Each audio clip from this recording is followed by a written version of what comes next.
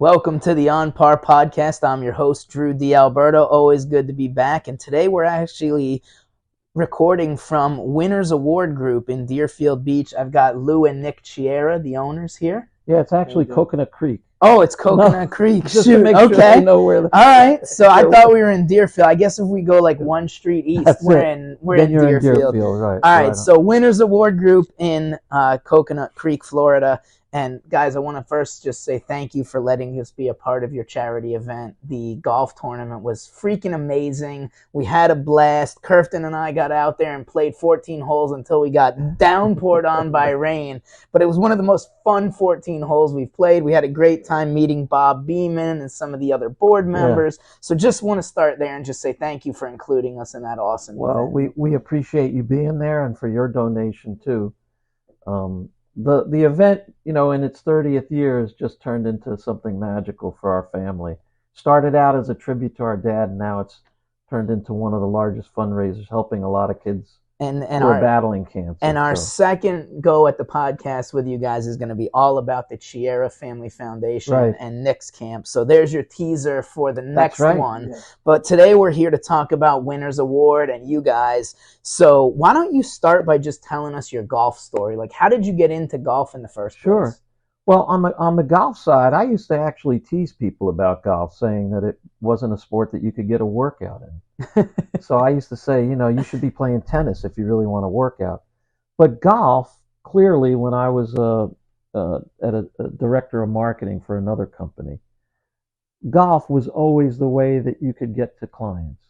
Whether you were inviting them to go golf, and you knew that there was a business relationship that you were trying to build, or if the company was involved with charitable giving, you were involved with golf for raising money.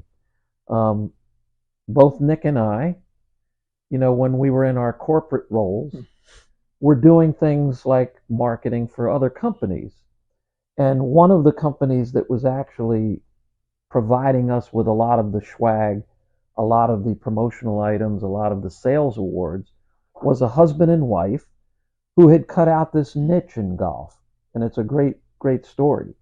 They had approached the high end of golf. So private country clubs throughout the United States was their target market.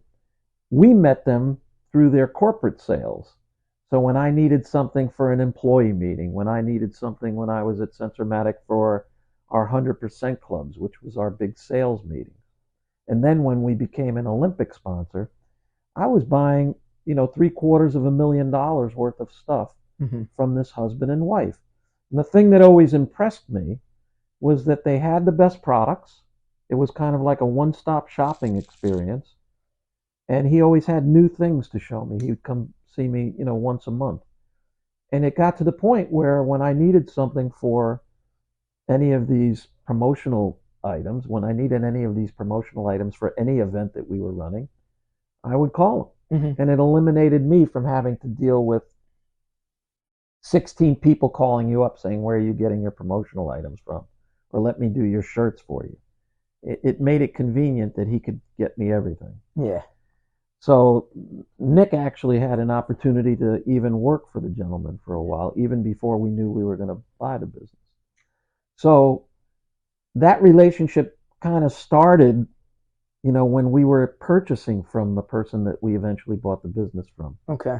Then on the golf side, when we realized that we were no longer interested in staying in our corporate roles and we wanted to be in our own business, we already had the relationship with them, and then they were interested in selling the business and moving to the Carolinas, so we bought the business.